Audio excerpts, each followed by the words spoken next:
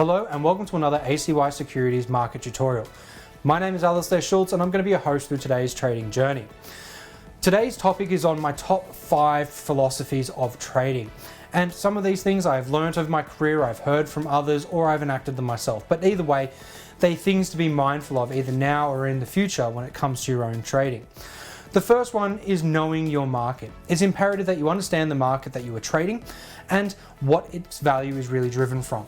So regardless of whether you are new or a veteran to trading, then you need to understand the principles that make up the price movements behind your given instrument. So hypothetically, if you're into video games, then you might know when a video game is going to be coming out.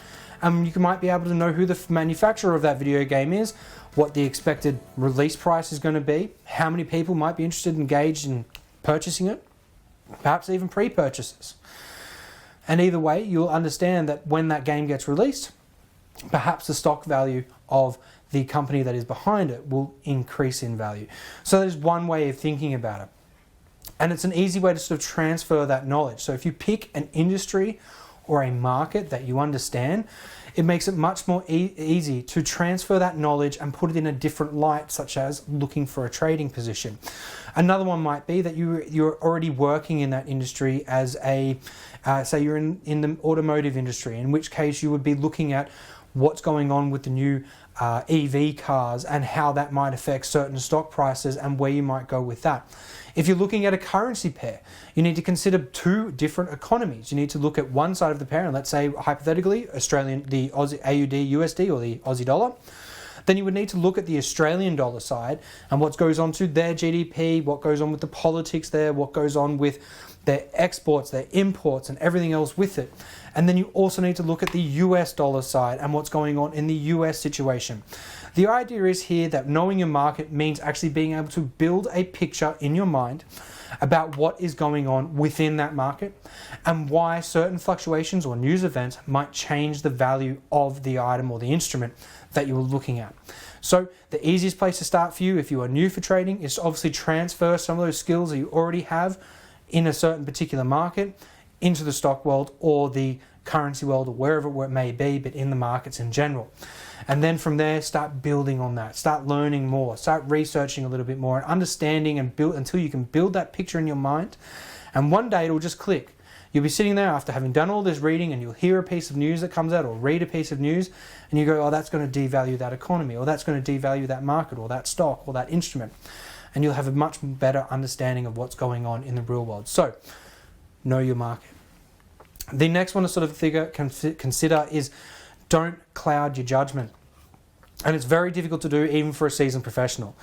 Clouding your judgment, what I mean by that? Well, the first thing to consider is when you are placing a trade and you've done all your analytics and you've thought about all your position, you may have even placed that trade, but then 2 minutes after placing the trade, you read an article that is adverse to the one to your own trading plan.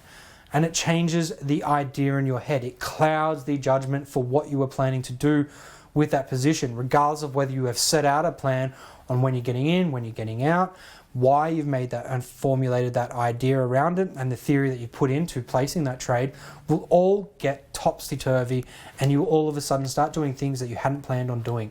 So don't let anything sort of cloud your judgment. Once you're in that trade, try and stop reading other information.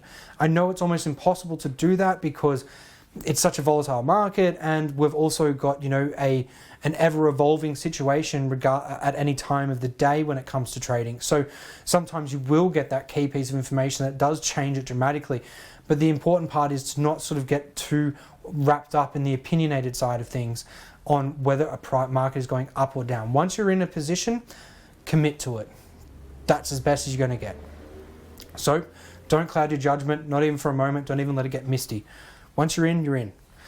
The next one to sort of have a look at is treating it like a business. Now, unfortunately, this is an aspect that I see a lot. People tend not to treat trading like a business. They treat it like a hobby or an extra income. So therefore, you put in part-time effort, you get part-time results. You put in full-time effort, you get full-time results. But the other more detrimental fact, or to the more issue at hand really when treating it like a business comes down to it, is that if you were to consider any other business on the planet that isn't trading, might be manufacturing or anything else like that, most businesses have a high failure rate in their first several years. In addition to this, you would also look at the idea that during the first couple of years, if they are successful, they usually run at a deficit. But in trading, no one has that same sort of philosophy. No one looks at it in that sort of light. So the reality of it is that it is the same, and they need to treat trading as a business. I don't know many traders who have made a large sum of money in their first couple of months or first couple of years. It really is a time and effort sort of thing. And unless you are putting that time and effort in, like it's a business, then you're not going to get the results that you're looking for.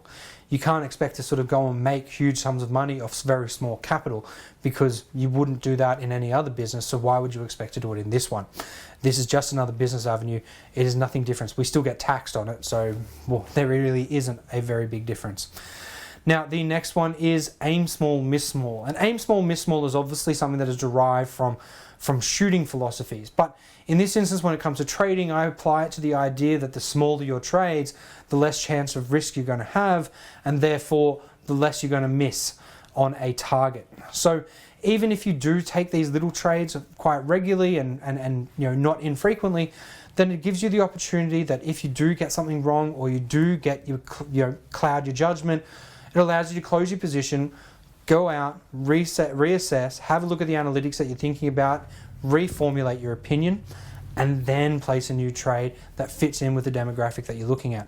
So if you are going to be thinking about placing trades, you don't want them to be too big, because if they are too big, then it puts in more nerves, puts in more psychological aspects that you don't necessarily want to play with. So aim small, miss small is my fourth philosophy for you to consider. The next one's probably one that you've all heard before, but instead of it being don't drink and drive, it's don't drink and trade. And as much as this isn't a philosophy, it's kind of a general rule that you would consider. It's something that, people do really need to think about before they actually jump on to the trading desk.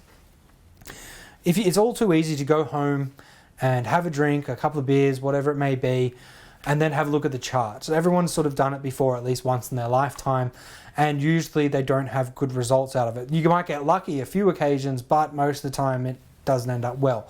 For lack of a better reason, it's because you don't have the best judgment at that point in time. Your judgment is impaired, just like it is when it is in a car and you've had a few drinks. Then you shouldn't be in that situation, and so we should apply the same sort of methodology towards when it comes to our trading, because we have impaired judgment after alcohol and other substances. So therefore, our trading decisions are not going to be at the best of the day. And also, for that matter, if you're at the bar and you've gone out with some friends or whatever it may be, and someone tells you and gives you some advice, write it down on your phone. Don't try and place a trade right then and there. It's better that you have a look at it with a clear mind than one that's got some level of alcohol and or whatever other substances in your body. So you want to maintain that idea that you are doing the right thing by your trading account and not actually doing it whilst you've had a drink or two. So don't drink and trade. Now, if there are anything else that you would like to hear about me in these sort of videos, or perhaps you've got some questions about today's video or maybe even some other videos, feel free to send me an email at talktoal@acy.com. And of course, like and subscribe to this video so you can get more great content from me and ACY Securities in the future. Have a great trading day ahead.